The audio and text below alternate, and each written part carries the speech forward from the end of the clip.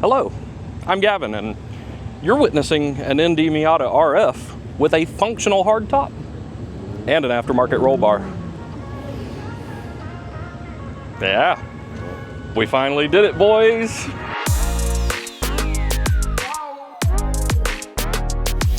Two of the biggest questions I've gotten so far is how bad's the install? And what is this bar good for? Who is it for? And spoiler alert, it's probably you. Let's go back and look at the install. It's a beautiful day here at Red Hen Racing, and we just got our prototype RF roll bar. We've been working really hard with a lot of back and forth measurements for months to make this thing happen, and I need it for next week. We're racing Summit Racing's Autocross Week. It's kind of a drag and drive where we'll race at one track, drive to the next, race there, drive to the next, and race there. It's gonna be a really good time, and I'd like to have this in for that. So I'm gonna get to work. I'm gonna set up a time lapse. We'll let the voiceover guy take over. Removing the seats is a pain because of the lowering brackets that are on them, but once they're out, it's actually really easy to just remove things that are obviously holding the stock roll bar hostage. And then it's super easy to just set the new one in and start a couple of bolts in it to hold it in place while we see what needs adjusted. All right, it's in there. And I think it's gonna work. So we do have a couple of concerns that are going to need trimmed around because it's an RF. Let me show you. So these rear legs should make it significantly stronger than the stock bar. Let me show you the stock bar. In case you're not familiar, it looks like this. So it doesn't have any rearward support at all. There's nothing that goes backwards, no leg. It's just a kind of bent wall like this. But this one, see, we've got bars that extend rearwards and reinforce through the fender there. We're gonna have to drill some holes and make that happen. We're gonna have to clearance these plastic trays that sit in here and cover up a bunch of stuff. There's a bunch of magical tidbits in here that don't have a home for the moment, but we'll sort that. I'm wondering the same question I've been wondering for 3 months. Is this top gonna work? Let's see.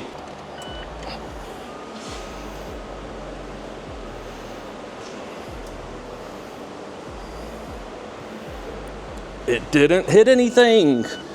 All of the arms have plenty of clearance.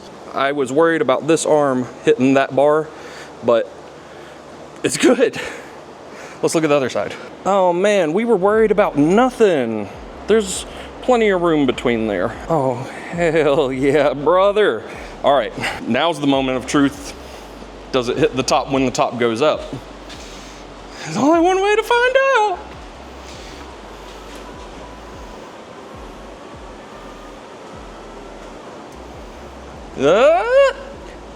Oh my God. It clears. Not by a country mile or anything, but you can fit your whole hand in there all the way around. It fucking works, my guy. Goddamn, we got a race car. That's what it looks like through the back window. You can see the bars a little bit. Let's look at it from this way. Yep, everything clears perfectly. Hell yeah, brother. I'm gonna stop it right there for the night. Need to go get the kids fed and in bed. We're gonna finish this up tomorrow. We're gonna have a fucking roll bar, man. Woo-wee. Woo! Morning. Not really a morning, people, but we got stuff to do, and I'm excited to get this finished out. So let me show you a couple of the specific, I'm not even gonna call them roadblocks, speed bumps that we're gonna have to just get over. We got a few things to adjust here. So first thing is this module here. This, I think is a computer relevant to the hardtop. Would make sense because I've got the MX-5 things adapter to be able to do it with my key fob to put the top up and down.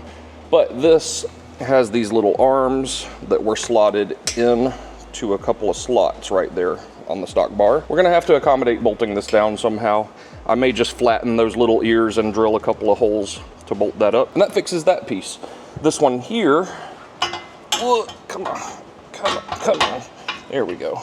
This is the little arm that grabs the top of the top piece when it comes down or something. This little arm. When the top comes down, this latch pops over it or something. I don't know exactly what its use case is. I didn't watch it a whole lot. But 2 holes up top are good. I assume those are the same as the soft top latch, but we have a couple on the bottom. If you can see that bolt thread back in there. Here, let me just, whoop, whoop. That's what that looks like on this side. As you can see, that one pokes through fine, but this one we need to accommodate. So, I guess this latch is different shaped from the soft top one in some way. We got to hold a drill for that. And then after that, I think most stuff is gonna bolt back up properly. And once that's done, and there's some kind of grease on that that's really pissing me off. Once that's done, we get to trim out these little plastics. These are the plastics that go in there. They act like a little drip tray when you put the top down. There's one on each side that sits right here. It covers all of this stuff up, and it acts as a drip tray to funnel water down into this channel right here, so that any water that gets in there has a place to go. You know, cool. There's a lot of electronics in here, and otherwise it would run down and soak the carpet. We want that functional. So I'm gonna sort out all the bolt hole locations that need trimmed and modified on the bar itself, and then we'll fit and finish the plastics, and then we'll start looking at how much of the OEM trim we can get onto this bar to cover it back up. You know, we do still want it to be an OEM plus fitment, so all the plastics back on is the goal for now. Because even if I don't personally want to run them, if I want to be able to show this to people at events and stuff, people are going to want to look at it. Even if I don't want to cover it up, you might. So I'm going to see how much of that is possible for you. You know, just out here doing the Lord's work. A man of the people. Hey, that's a Supra. It almost runs good. Do you want to hear a Supra real quick? Yeah, it's not starting very well. This is a 5MGE, if you're not familiar, these second-gen Supras. Pretty easy to work on, but I've had to do it more than I like lately, and the timing is still not quite right. It starts really rough, and once it comes down off of high idle, it's gonna start sputtering, and maybe something to do with ignition timing, I don't know. We haven't really had time to figure it out yet because we don't have any rallies we're urgently trying to get to. So, you know, this is my rally car. It's taking a break for the season so we can focus on autocross, but we'll get it figured out one day. Yeah, you hear that sputter starting to work in? But it's only at idle. Once you get up in it, she's good.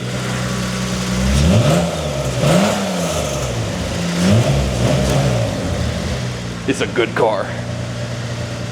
We got tires on it. Let's get to work. So I marked up all of the things that need to attach to this bar and marked their locations with a Sharpie, and we pull it back out, we take it over to the bench and start drilling holes. And you do not have to do this. I've already sent all of these measurements and hole locations over to Cybul, and they are going to integrate them into the production version of this roll bar. So you won't need to do any of this. You should be able to just set it in place, mark the holes for the rear legs to bolt through the fender wells, and then you just have to trim out these rear plastic drip tray pieces and attach everything back to the bar. Oh my God, I'm melting out here. But it's done. Take a look. It is completely bolted in, and everything that needs to bolt to it is bolted to it. Everything is trimmed. It is in there. Took me a minute to find a couple of bolts for the harnesses because, fun fact, they're not metric. These are 7/16 20 threads. Weird. And the only things we had to modify for this being the RF variant is where this guy mounts. We had to drill a couple of holes to be able to screw it on in the back. And this guy here, I've never loosened that before. That's loose. Neat. This guy here, we had to make 2 holes there, and I don't know if it's necessarily exactly where it would have been side to side on the stock bar, but it's probably good enough. We'll see if we run into any trouble when we go to put the plastics back over it. And I know some people do have to care about reversibility in case they sell their car, so what all have we had to permanently modify? Let's look. Follow me down in here. Whew. These plastics here that go on the sides, they have to fit around the bar. So we had to cut a little outlet on each of them. You see that one's got one too. So both of them have been cut for that to fit. Also this piece right here that acts as a downspout for when water goes into this channel on the back window. It drains in here and then drains down and into this channel. We had to cut it right there. And this line right here, I've just zip tied in place so that it's going into its little drain in there behind the seat belt. Also, those rear legs, which is part of what makes it stronger than OEM, have to bolt through to the fender. So we've got a couple of bolts sticking out here where we drilled those holes. I'm probably going to cut these down flush to make sure that it doesn't touch a tire. I don't know. Would you be worried about that? If I'm not touching this brake line, I'm probably not touching that. I don't know. Also, I know most people have tucked their rear brake lines. I'm on the 17x10s with 245s and mine have not been touched. Fun fact. But other than that, I don't think we've modified anything irreversibly. Everything is mounted to stock locations using mostly OEM hardware. I had to source the nuts for these guys right here, those two studs. They're a much bigger stud on his bar than OEM, and he didn't provide hardware for that, so I had to find 4 nuts that fit a regular metric thread. Wasn't a big deal. I think that's it. Bar's in. Let's see how much of the stock plastics fit around it. And we immediately found that this piece right here had to be moved over. My holes were in the wrong place. They'll be in the right place on the production version. So the first problem was that this module was mounted a little too far over. We had to undo a couple of the bolts, just scooch it over. And looking at your stock roll bar, you would be able to tell because you can see where this hole is in relation to that one when it mounts to the stock bar. We had it way too far left. Now if we look at this, oh man, it is starting to rain. It's gonna get loud in here. Y'all won't be able to hear me over the rain and this fan. Oh man, I forgot to pause the movie too. We're gonna get a copyright strike. 10 points to the first commenter that can name my favorite movie right here. Oh. Pause that before we get copyrighted. So our next problem is gonna be this panel here. It will come up and get pretty close, but these tabs have to go inside of those and so on all the way down, and it's just not going to happen. This is going to have to be trimmed in some way in order to clip around that bar. It's close, but it's just not gonna happen. You can get that one to stay for a second, but it's just gonna pop off. So I'm gonna go ahead and trim that plastic, see what the damage is. I may or may not run it at all. I've been without it for a long time because we've been doing so many measurements and stuff. I've had that panel off for months. And I might leave it off because I imagine that a lot of people are gonna ask about this roll bar and want to see it at events and stuff. So I don't know if I'm gonna put it back on. But either way, I'm not putting a stock roll bar in it. So I'm gonna go ahead and trim the plastics. And with just a little bit of back and forth, doing some trimming here and there, taking little bits at a time, it's very easy to make it work around the bars and then just make an access for the harnesses to be able to run through. Out here soaking my favorite donut shirt. Stephanie handed me this in person when we raced with them back in October. It was a really good time. We were out there racing. My bud Jimbo said it's a good car. How's it feel? That was awesome. That was a good one. Yeah. So here's the sitch on the plastics. Everything goes back in pretty well. A couple of clip points are a little unhappy. I put one zip tie right there to help keep that clip from wanting to pop out. A couple of things are stressed, but it's all in and it looks good. On the driver's side, my harnesses are going to run over the seat like that. And again, this is just an autocross car. I'm not overly worried about proper angles and whatnot. I'm only wearing these harnesses at an autocross to keep me from moving around, to help keep me stable because I'm built different and I don't fit in Sparcos. So we're doing what we gotta do. So if you are running harnesses, you'll have to do some trimming of this guy, and I might still need to make that a little more clearance to make sure this doesn't rub and fray against it or anything. Got this piece back in here and it looks good. So this back piece goes in perfectly fine. All across the back. That guy fits fine, no issue at all. This piece you will have to make permanent cuts to, even if you're not running harnesses. This area right around this bar has to be trimmed out. There's no way for that to fit. On the side without harnesses, it's pretty OEM plus. The front piece, even though I don't have harnesses, it does still need trimmed around the bar right here, up close. This piece fits fine, didn't need to cut it in any way, and all of the clips are back in. I had to find one aftermarket one. Don't lose your tiny clips. But that's it. I think we're done, and I don't know what to do with my hands. Put the seats in. Let me slap the seats in real quick and show you what this looks like.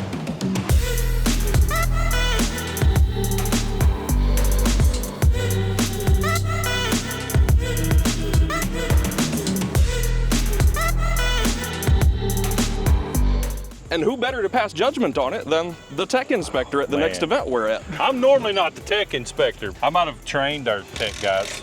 He trains the tech guys. Well, not all the tech guys. All of the tech guys in the country. So what we've got here is a prototype bar from Cybul that allows full functionality of the hardtop, which is it's a first. That's cool. We worked a lot to make this happen, but one of the big questions is, what is it good for? So, you know, for like time trials type stuff, it has to have one single bent main hoop, something like that. I'm not familiar. I don't do stuff that requires broomstick tests because I'm built different, as they say. I don't pass that. So we want to look at it and see what it is good for, make sure that it is at least good for the autocross we're trying to do with it. Right. And just kind of feel the vibe. What do you think? Well, I think it's good for autocross for sure. It's going to stiffen some things up a little bit, which is always a good thing because you want your suspension to do your work. That truck is nasty. As far as, you know, roll bars on the street go, they're kind of frowned upon because if you do have a wreck, your head is hitting a roll bar. Looks like this one's set back far enough and it's not so high to where it looks like it's a very safe, streetable. So I actually have an overlay of the stock roll hoop with this right behind it, and the difference is very minimal, but it is a larger silhouette than stock. So there you go. I think, you know, as far as a tech guy goes, you know, technically probably for track days and stuff like that would probably need to be up a little bit higher, maybe. And that's the reason this is RF specific, because it can't be any higher. It can't for the top to work, correct. Yeah. So, and you'll see it allows for built-in harness mounts there. Nice. So, yeah, that's, oh wow. For being able to run harnesses that hold you in place at an autocross, a thing that I've needed for years, seem legit.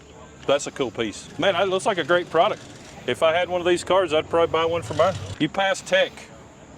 How about that? That's the whole video. All right. I passed tech. It's a cool piece. Yeah, thanks, man. So who's it for? Probably you, most people. Daily drivers that want added rollover protection. If you're one of the cool kids who wants to look like a race car driver and have harnesses that won't get you made fun of by people who know how harnesses are supposed to be mounted. I've seen people just wrap harnesses around the OEM roll hoops. Don't do this. Do not do this. If you're a canyon carver, toge master, or just a regular autocrosser, most people have never actually physically had to pass a broomstick test. If you do events that require a broomstick test and that have to be one continuous bent hoop from foot to foot within certain dimension, if someone has ever measured your roll bar, this ain't the one. It's not it. It's built to fix a very specific set of circumstances that apply to most people. It's based on their street bar for the soft top, so I'm sure that that's how they're going to market it, and that's exactly what it is. It is a street bar. If you're building an actual time trial car, wheel-to-wheel stuff, this ain't the one. You still have to sacrifice your top functionality. Is what it is, player. I've done millions of autocrosses. I've done Track Night in America events at Road Atlanta, Road America, Brainerd International.